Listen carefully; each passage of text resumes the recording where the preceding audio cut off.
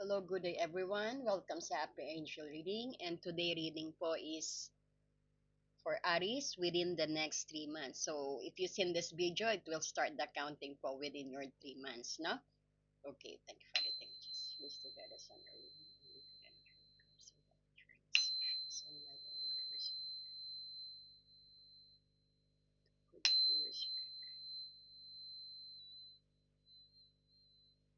and so if you're new to our channel, please don't forget to like and subscribe. No, so we will check out what is gonna happen for Aries within the next 3 months. No, so let's do it now. This is for Aries within the next 3 months. So since when you've seen this video and the message is for you, no?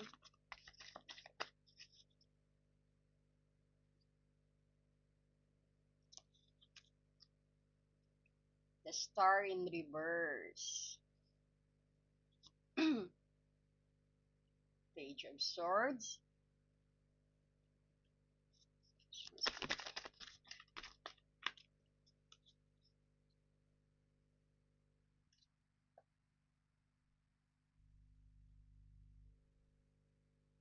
Seven of Swords,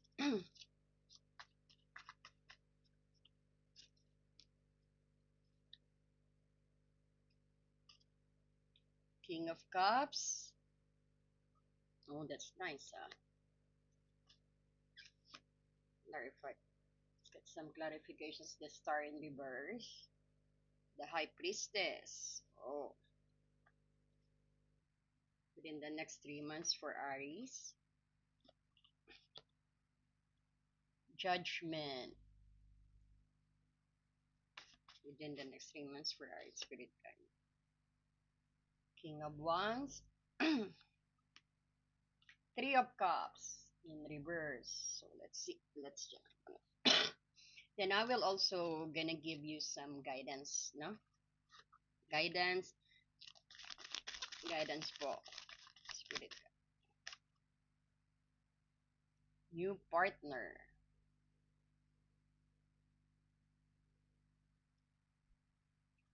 Blessing in disguise. Ayan, mukhang magandang ano mo, no? And we will get see. We will also have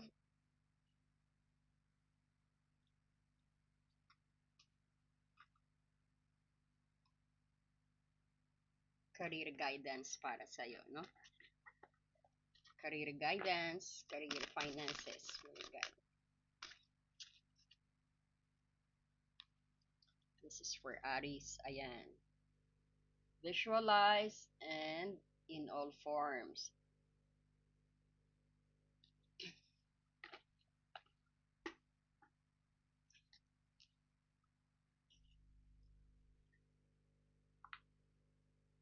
So we could see here what is. So we will get for Aries now within the next three months what is coming challenges and also good news to you and also some advices, no? And we also get some guidance here para sa'yo, no? So as you could see, we'll go first with your challenge, no? I could see here that it's very clear within your next 3 months, you might gonna facing some challenges which is involved about parang involved ang inyong beliefs at paniniwala o mga desisyon, no?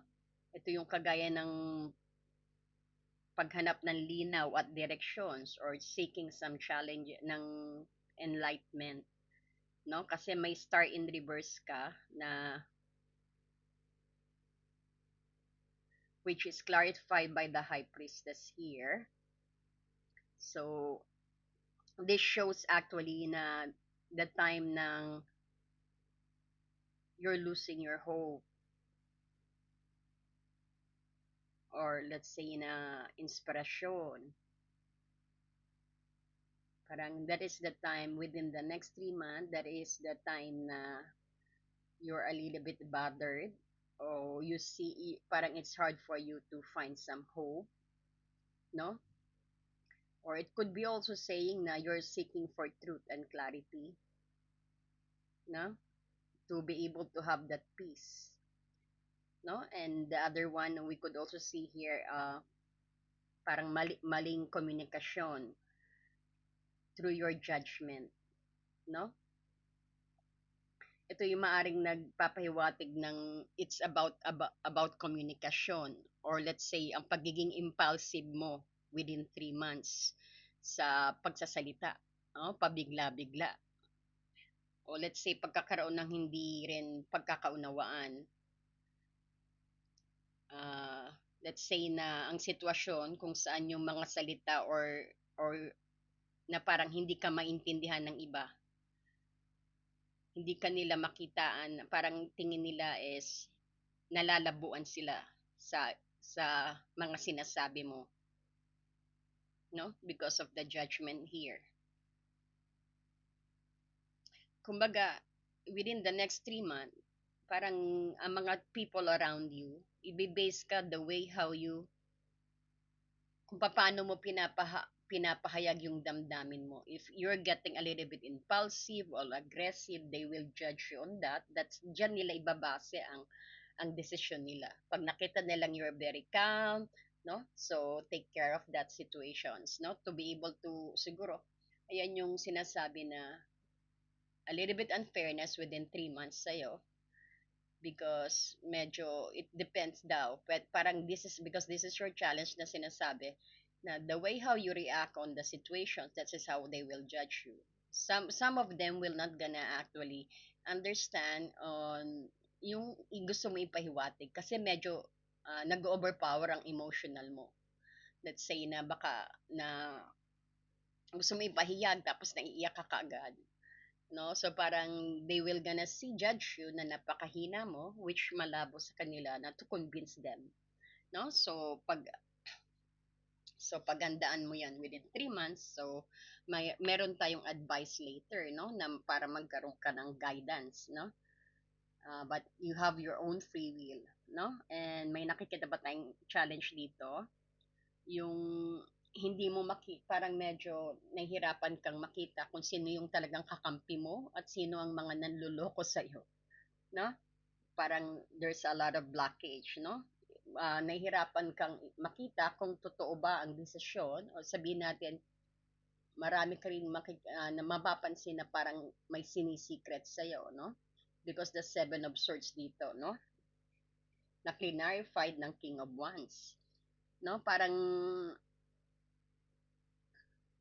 may mga deceptions din na mangyayari sa iyo within 3 months na at very secretive, no? Or let's say you might gonna be encountering some people or situation where there is a lack of honesty, no? So the challenge is to be sharp, maging sharp ka, and be observant, and magkaroon ka ng lakas ng loob na harapin ang katotohanan maski nahihirapan ka, no? May challenge pa rin tayo nakikita rito. Ito yung emotional disunity because of the King of Cups clarified, ang Three of Cups in reverse clarified by Three of Cups in reverse, no? This could indicate actually yung instability or misunderstanding sa relasyon. There might be some ma-disappoint ka sa isang social gathering, or ma-loss of connections with the friends ka, no? Parang medyo nakikita natin, mga friends mo, medyo nakikita mo lumalayo, very secretive sa'yo. Parang mas pipiliin mo parang nakikita mo nagiging iba yung perceptions nila sa'yo within next 3 months. So, ang challenge dito is to manage your emotions and seek time at hanapin mo yung totoong tingin mo totoo sa'yo. Na? Parang nakita natin, do not validate your decisions sa mga nakikita mo actually. Just be cautious, no? Pero ang nakikita natin dito, ang good news sa'yo, because of, you got lots that, because that is the challenge na nakita natin, no? So, you have a good news also rito. Nakikita natin dito actually, you are utilizing your inner wisdom, no? Maski nakita natin na ang the star mo is reverse here, kahit ang star mo is reverse, ito may clarification ng high priestess, no? Ayan, may clarification ng high priestess. Ito yung nagsasabi na you are very you have something deep in your intuitions. Meron ka sa deep in your intuitions where you could get the right questions. Ito yung pagiging maramdamin mo or pagiging very, you trust your instinct easily para ma-overcome ang mga sitwasyon na challenge na yan, no? Magiging isang sandata mo, yung nakikinig ka sa intuitions mo. You're very sensitive on that, which is that is your inner power, no? At meron na akong nakikita dito na opportunity mo na for a new beginning also, no? Because ang judgment ang, kita mo ang judgment dito, na kinaklarified ang Page of Swords, which offers some opportunity for you for a new start or let's say clarifications sa previous misunderstanding, no? So, sinasabi rin dito na i-review mo lahat ng sitwasyon, no? Review all your actions and make changes for a better. So, pagtingin mong yan na yung magiging ano, kasi you're listening to your inner power, to your ano, to your intuitions, no? So, parang makikita mo right away ang mga sitwasyon, kagaya ng mga challenge na binanggit ko sa'yo, no? At may lakas ka, at may self-confidence ka. Dahil the King of Wands here, clarified itong ano, itong Seven of Swords, no? Meron kang natural na ability, no? Na parang to be a great leader and kaya mong hanapin ang kalakasan mo para harapin ang mga deceptions na nakikita mo. Yung kagaya ng sa mga challenge mo, no? Parang ang sinasabi, to act integrity and protektahan mo ang sarili mo. No? Yan ang good news na kayang-kaya mong protektahan ang sarili mo, no? At meron din tayong ditong growth and emotional understanding. So, nakikita mo rito, even na yung relationship issue mo, na pag andyan dyan ang presence ang King of Cups, parang ito yung kapasidad mo na, let's say, your capacity for empathy and emotional stability. You will be able to manage your feelings and find ways to improve your connections, no? Because that is deep within you, eh. Yan yung kakayahan mo on that within 3 months, no? So, ma-handle mo tong mga medyo pasaway na kaibigan mo, no? So, we also have here, bibigyan din kita ng advice based on tarot at pati itong mga guidance natin dito para sa iyong within 3 months, no? So, ito yung sinasabi nga, you listen, you are trusting your intuitions. Parang kagaya ng, or you should trust your intuition siguro, na sinasabi din dito, na when you feel confused or parang or despairing, so pause a little bit and listen to your intuitions because the high priestess here, no? Ito yung sinasabi na ang high priestess, yung kung anong intuitions mo, kung ano yung nasa tingin mong paniwala mo, you make it right. Sundan mo daw yan, no? And take time to reflections also and meditate.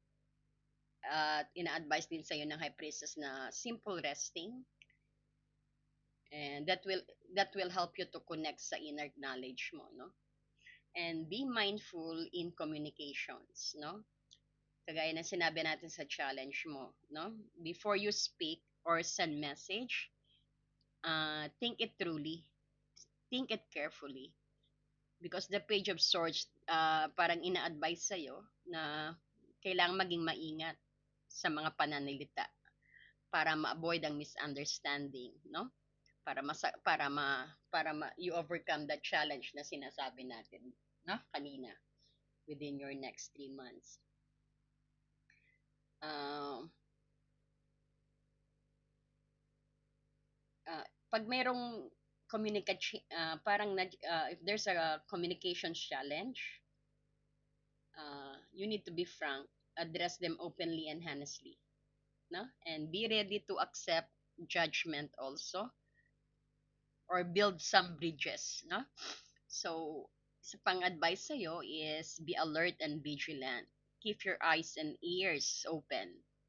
Ang sabi rito. Keep your eyes and ears, no? Are open because of the King of Wands dito, no?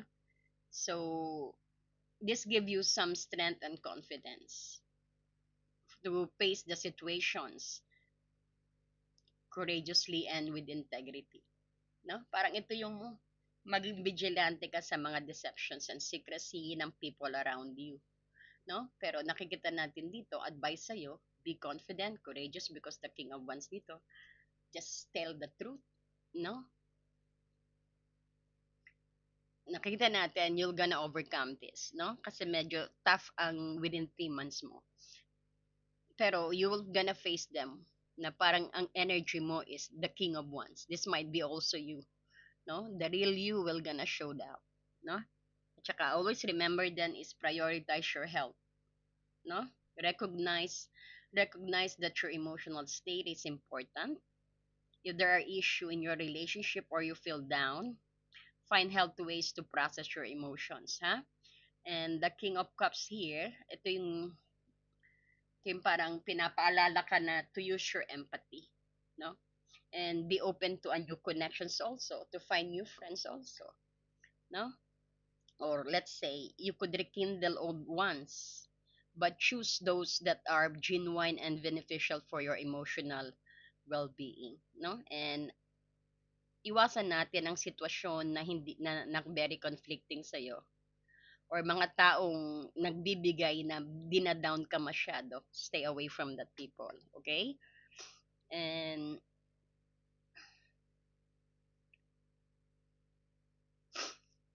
let's say natin, we need within your 3 months, parang you need to embose your power. But always saying, truth will set you free, no? And and stay away sa mga toxic people within 3 months, no? So I hope this advices help you on your journey within the next 3 months, no? And Aries, if you want some extended reading, just contact me, or you could leave some comment, and I'll try to answer you back. Okay, so additional message dito, ang sabi regarding your career and finances. Visualize abundance in all form. God gave you such great spiritual power that everything you visualize eventually become reality. Wow, wow. Hold the steady visions of that which is beautiful, helpful, and positive, and filled with blessing, and that is what you will experience. So in everything, we all know naman na it's very powerful ang mga binibigkas natin. So try to, be positive on kung ano man ilalabas natin, no? Ilalabas sa bibig natin. And sinasabi rin dito na you could want to meditate, no? And also visualize, kumbaga, kung anong gusto mong mangyari sa buhay mo, kung gusto mong maging successful sa project mo, no? I-feel mo kung anong mararamdaman mo, no? Pag sabihin natin, ayan na yung ayan na yung abundance, ayan na yung raise and promotions mo, anong feeling? Yan daw ang i-feel mo, no? Ayan. So, we have also here some guidance. Sinasabi rin dito, baka may paparating sa'yo na isang tao, kagaya dito. Kaya sinasabi, be open to a new partnership or to a new persons na this might help you to your problems or to your current situations. Dahil sinabi rin ng angel guidance dito na a chance of meeting is no mistake. It is a divinely orchestrated as a catalyst to set the wheels in motions for the fruitions of your prayer. So pay carefully attentions to a new people that they gonna send you into your life. You will recognize them by sense of familiarity, and comfort and safety. So pay attention, no? Ayan. And then another guidance for you. You have your blessing in disguise, no? Siguro, ang sinasabi rito, what appears to be a problem is actually part of your answered prayer. You'll understand the reasons behind your present situations as everything resolved. Trust in heaven's protections and infinite wisdoms to answer your prayer in the best way. Parang akala mo medyo hindi mo nagustuhan ang resulta pero hindi mo alam that will help you to grow, no? Ayan. Thank you so much sa'yo, Aris. And if you wanted to attend to our live, no, just make sure that you hit the notifications bell. Ayan. Thank you po. Marami pong salamat.